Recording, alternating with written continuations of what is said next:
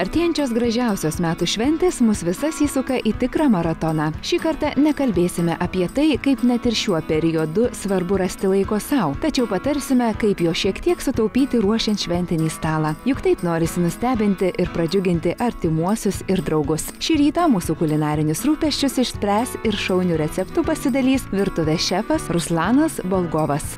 Labas rytas, mielos moteris. Jaučiu, kad šiandien susirinkusius būtent tos, kuris iš anksto pragalvoja apie valgiaraštį per šventės. O mes, kaip žinom, šventė jau yra ne už kalnų ir aš labai norėčiau pasiūlyti jums pagaminti sluoksniuotos tešlos pyragą su vištienos bei saulės džiovintos pomidorų įdaru.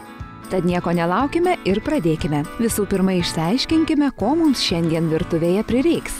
Mūsų pyragai bus reikalinga bimėlė, sluoksniuota tešla, vištienos krūtinėlė, pomidorų savo sultyse, saulės džiovintos pomidorų, česnakai, svogūnų, kietojo sūrio, biškį kario pastos, druskos, sezamo, skrudintų svogūnų drybsniai, sviežio bazilika ir maltų juodų pipirų.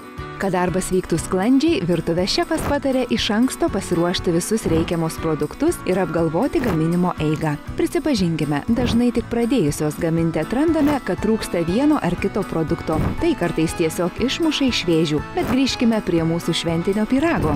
Pradedam nuo vištienos krūtinėlės, mes turim ją supjaustyti ir apkepti. Pjaustysim tokiu būdu, tokiais planais grįžinėliais. Tikrai nereikia pjaustyti, reikia pasistengti kuo ploniau. Tada mes labai greitai pasieksim rezultatą, labai greitai apkepsim ir sutrumpinsim viso gaminimo laikas. Šefas patarė, kuo ploniau, tuo skaniau. Į įkaitintą keptuvę pilame porą valgomųjų šaukštų aliejaus ir kepame vištieną. Nuo kol jis skrunda, galime pasiruošti kitam etapui. Gaminsime saulėje džiovintų pomidorų paštetą. Imame džiovintų pomidorų, taip pat pomidorų savose sultyse, česnako, kario pastos, baziliko ir viską sumalame iki vientisos masės.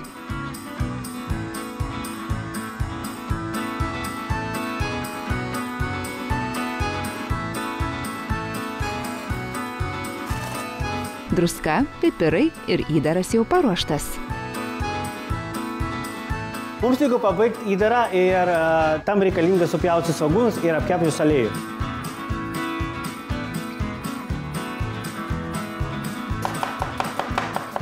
Taip paprastai, greitai.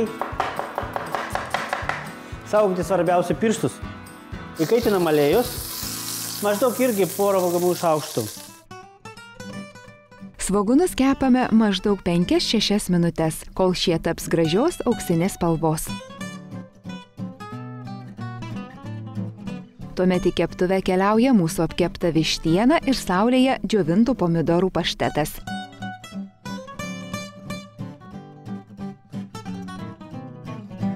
Viską pagardiname šlakeliu grietinėlės.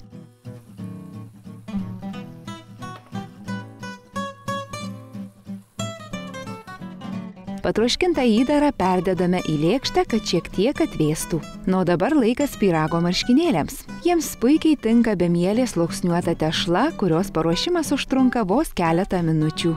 Imame bemielinį sluoksniuotą tešlą, turėsim ją iškačiuoti. Maždaug, kad būtų 1,5 karto didesnis gabaliukas. Belieka sudėti įdarą ir iškepti mūsų pyragą. Truputėlį kruopštumo prireiks, kai formuosime mūsų pyragą. Atsargiai užlenkime kraštelius ir viską įdėkime į turimą kepimo formą. Svarbu, kad visi sulipinti pyrago kraštai atsirastų formos apačioje. Vėliau išplakame vieną kiaušinį, juo patepame paruošto pyrago viršų ir pabarstome sezamo sėklomis bei skrudintų svogūnų dribsniais.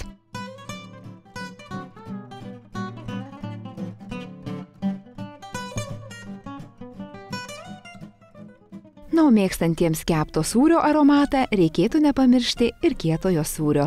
Kepam maždaug 20-25 minutės prie 220 laipsnių. Laikas traukti mūsų pyragą. Vau! Va čia yra stebuklas. Tikras stebuklas. Pažiūrėkite, kaip gražiai atrodo.